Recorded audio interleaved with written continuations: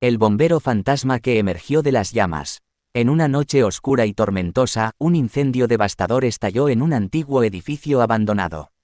Las llamas rugían y consumían todo a su paso, envolviendo el lugar en un infernal abrazo. Los bomberos llegaron rápidamente al lugar, listos para enfrentar el desafío y salvar vidas.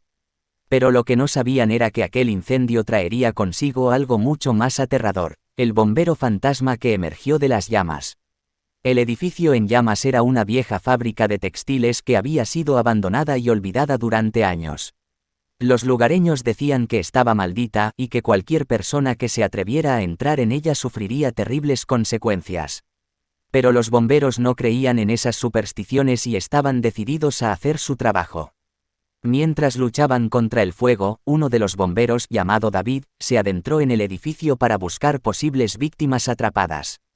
Armado con su equipo de protección y una linterna, avanzó valientemente a través del humo y las llamas, sin saber que estaba a punto de enfrentarse a algo mucho más peligroso que el fuego. De repente, David escuchó un ruido extraño detrás de él. Se volvió rápidamente, solo para encontrarse con la figura borrosa de un bombero vestido con el equipo de protección antiguo. El misterioso bombero estaba cubierto de cenizas y parecía emitir una luz tenue y fantasmal. Sin decir una palabra, el bombero fantasma se acercó a David y señaló hacia una puerta cerrada. Intrigado y lleno de temor, David decidió seguir las indicaciones del bombero fantasma. Abrió la puerta y se encontró con una habitación llena de cuerpos carbonizados. Eran los trabajadores que habían perdido la vida en el incendio años atrás. David quedó horrorizado al darse cuenta de que el bombero fantasma era el espíritu de un bombero que había muerto tratando de salvar a esos trabajadores. El bombero fantasma desapareció lentamente en el aire, pero su presencia quedó grabada en la mente de David para siempre. A partir de ese día, el edificio abandonado se convirtió en un lugar maldito, donde el bombero fantasma emergía de las llamas cada vez que se producía un incendio.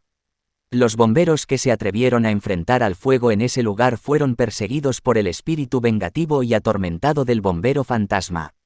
La historia del bombero fantasma que emergió de las llamas se convirtió en una advertencia escalofriante para aquellos que se adentraban en el peligro y desafiaban lo desconocido.